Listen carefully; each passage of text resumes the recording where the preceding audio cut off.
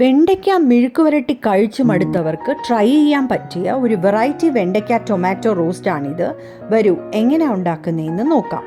ആദ്യം കടായിലോട്ട് കുറച്ച് എണ്ണ ഒഴിച്ച് വെണ്ടയ്ക്ക അതിലോട്ട് ഇട്ട് കൊടുക്കാം. അതവിടെ കിടന്ന് ഫ്രൈ ആവട്ടെ. അപ്പോഴേക്കും നമുക്കൊരു ബോളിൽ കുറച്ച് മഞ്ഞൾപ്പൊടി, മുളക് പൊടി, മല്ലിപ്പൊടി, ഗരം മസാല, ഉപ്പ്, നിങ്ങൾക്ക് വേണമെങ്കിൽ കുറച്ച് ജീരകപ്പൊടിയും ചേർക്കാം. ഞാനിവിടെ ചേർത്തിട്ടില്ല. കുറച്ച് വെള്ളം ഒഴിച്ച് കലക്കി മാറ്റി വയ്ക്കാം. വെണ്ടയ്ക്കയിലോട്ട് കുറച്ച് ഉപ്പിട്ട് കൊടുത്ത് നല്ലപോലെ ഫ്രൈ ചെയ്ത് അത് നമുക്ക് മാറ്റി വയ്ക്കാം. അതേ കടായിൽ വീണ്ടും എണ്ണ ഒഴിച്ചു കൊടുക്കാം. 4-5 വെളുത്തുള്ളി അരിഞ്ഞത് ചേർത്ത് മൂപ്പിച്ച് അതിലോട്ട് സവാള അരിഞ്ഞത് കൂടി ചേർക്കാം. സവാളയും ഓപ്ഷണലാണ്. സവാള ഇല്ലാതെയും ഈ ഡിഷ് നല്ല രുചിയുള്ളതാണ്. സവാള ലൈറ്റ് ബ്രൗൺ കളർ ആവുമ്പോൾ കലക്കി വെച്ചിരിക്കുന്ന മസാലക്കൂട്ട് ഇതിലോട്ട് ചേർക്കാം.